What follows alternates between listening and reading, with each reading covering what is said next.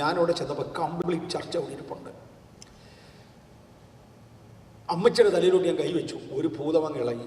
ഒരു ഭൂതം ഇളകി പറഞ്ഞു, ഞാൻ പോവുകയില്ല, ഞാനിതിനെയും കൊണ്ടേ പോകും. ഞാൻ പറഞ്ഞു, പക്ഷേ നിന്നെ പറഞ്ഞു വിടാനാണ് ഞാൻ വന്നേ. അപ്പോൾ ചായ തിളയ്ക്കുന്നോ ഇല്ലയോ എന്നുള്ളത് പിന്നെ ഞാൻ നോക്കിയില്ല. നിന്നെ പറഞ്ഞു വിടാനാണ് ഞാൻ വന്നത്, ഇത് ഇളകി കിട്ടുകയല്ലേ. അപ്പോൾ പറഞ്ഞ അത് ഇവൾ ദൈവത്തിൻ്റെ വ്യവസ്ഥയിലല്ല, അതുകൊണ്ടാണ് ഞാൻ പോകാത്തത്.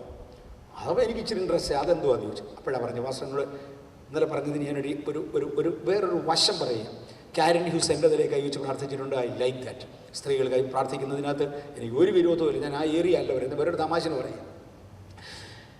പാസ്റ്റർ പറഞ്ഞു, ഞങ്ങളൊരു പുതിയ സ്ഥലത്ത് ഒരു സുവിശേഷ പ്രവർത്തനം തുടങ്ങാനായിട്ട് ചെന്നു. ഞങ്ങൾ നമ്മുടെ ഒരു വിശ്വാസിയുടെ വീട്ടിൽ ഒരു പാട്ടും പ്രാർത്ഥനയൊക്കെ തുടങ്ങി. ഇത് തുടങ്ങിയപ്പോൾ അതിൻ്റെ തൊട്ട അയൽവക്കത്തെ വീട്ടിൽ ഒരു ഈഴവനുണ്ട്. അദ്ദേഹം വന്നേച്ച് പറഞ്ഞു, നിങ്ങളിവിടെ ഉറക്കെ പാട്ട് പാടുമ്പോൾ എൻ്റെ ദൈവത്തിന് ഇരിക്കാൻ വയ്യ, എൻ്റെ അകത്ത് ഞങ്ങളുടെ ദൈവമുണ്ട്.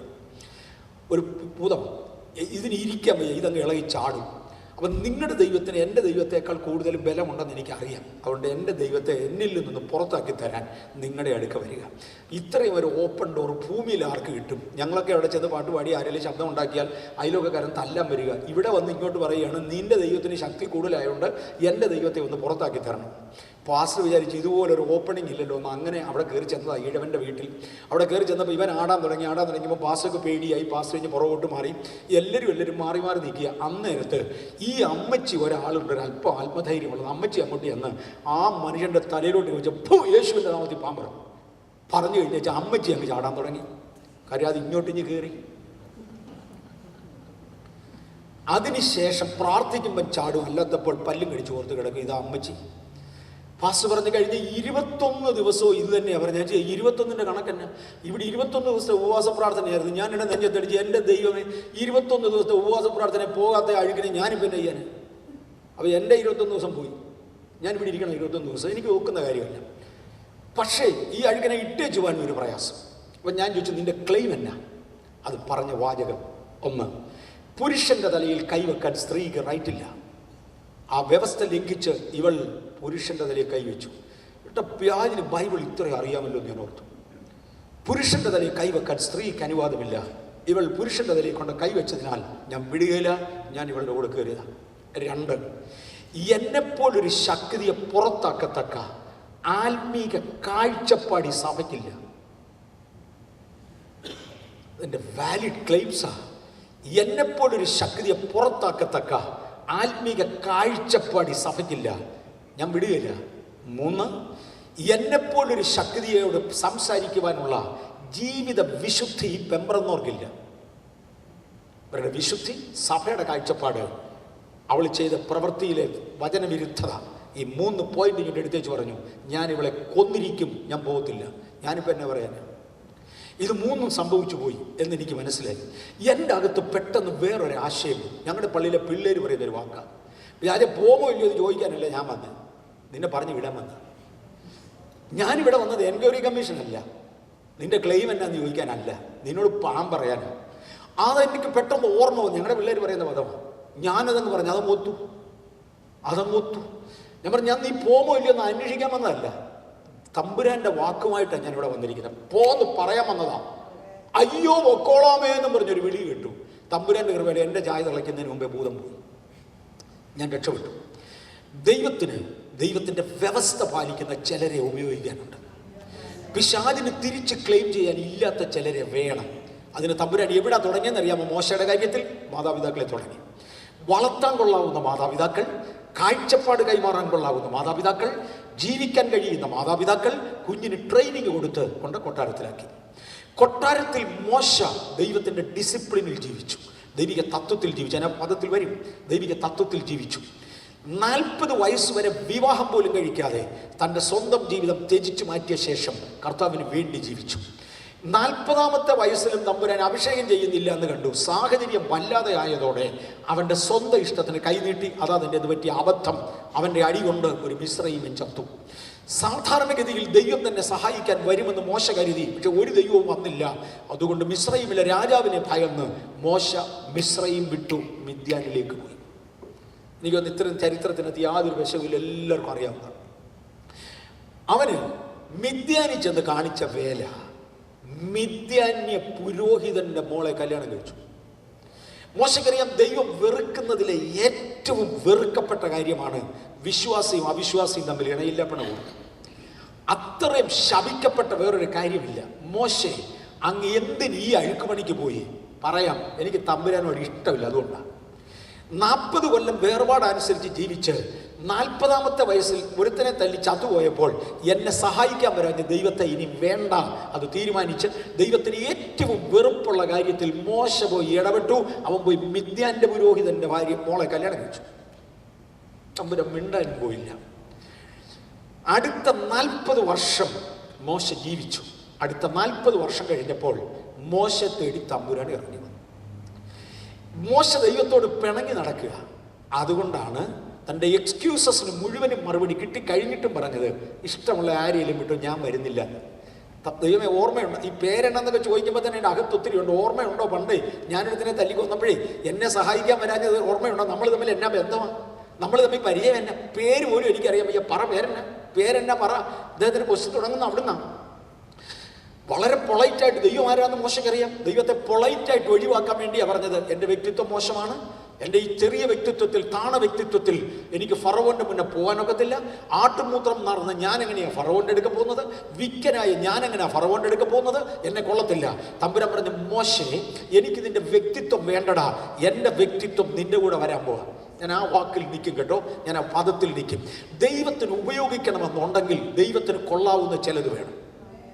If God wanted to use me, he need to find certain things. Moses said, I do not want to go in, and I don't have to know, I have no personality to go. And God said, I do not want your personality, but I need something. You know what is that? I need your legal body to stand. I need your legal body. You know, even the evil spirits, they need a body. Why evil spirit need a body? It wants to do sin, and without a body that cannot do any sin. Let me go few minutes in English. I think that is appropriate. The evil spirit need a body. Why? Let me explain. Did anybody ever heard that any Satan or any devil or any demon had been smoking anywhere? It never smoked. If the demons were smoking, then nobody could have found one cigar anywhere, because he could have smoked everything. When we want to smoke, he requests me, Varghese, I want to smoke. Can you kindly lend your lips to me? I said, yes, welcome. And he does it. Had anybody heard that the demons hit somebody? No. When it want to hit somebody, it come and ask me, can you kindly lend me your hand? Let me hit somebody. It need a body to commit a sin. It need a body. It never abused anybody verbally. But when it want to abuse, he come and ask me, can you kindly lend me your tongue, so that I can abuse somebody? I lend my tongue and he abuse somebody. Any sin that has to be done dwelling in a body. So the demonic spirits want a body. So is the Holy Spirit. Holy Spirit never did a job himself. He always want to dwell in somebody and use that person. Then only he can do a thing. The method of God is preaching. The method of God is a word. The method of God is a command. But that has to be done by somebody who have a commitment to take up the task and who is qualified so that God can hand over to him. God came all the way down to find the same Moses who ran away. And he came to Moses and said, Moses, I need you. Come. Moses said, no, my personality is wrong. I have a very poor personality. I cannot go and stand before Pharaoh.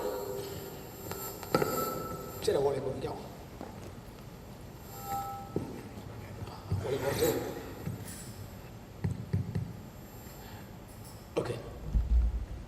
You come and serve me. And Moses said, I have a personality that is not matured enough to go before the Pharaoh. And God said, I do not want your personality. I do not want your personality.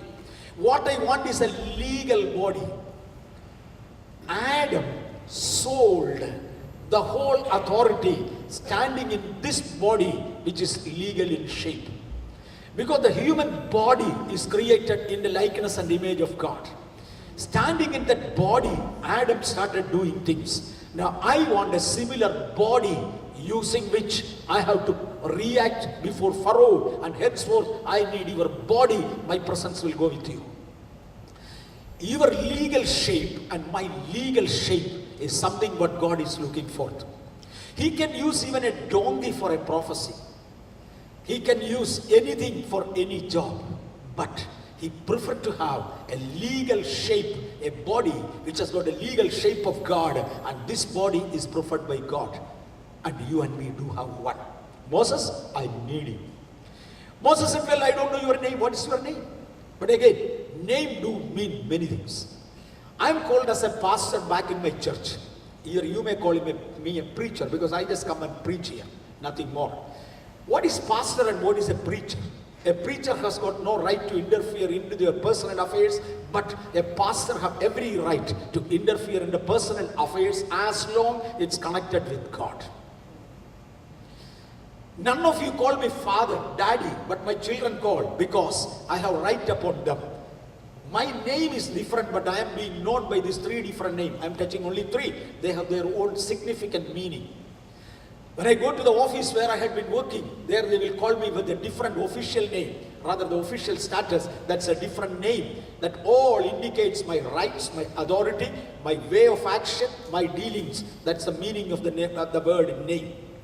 Then again, some people we name them as lazies. It's not their name. Some we name them as cheats. That's not their name. Some we call as drunkard. That's not their name, but they are the natures. Nature is understood. Capabilities are understood. By the word name, there are too many things involved. And Moses asked the question, God, what's your name? He is highly scholared. He's too highly qualified. He knew one end to other end of the education. He knew everything. He's a very, very highly scholared man. And he asked the questions with every single meaning. What is thy name? God simply gave him one answer. I am that I am. Amen. Moses, if you want to learn completely of me, it's impossible. If you feel that you will learn full about me and go, impossible, because I am beyond comprehension. I cannot be explained to anything by anybody. I cannot be explained. You understand very little about me. Don't ask me for a name. I am that I am. It has got several meanings. So many ways we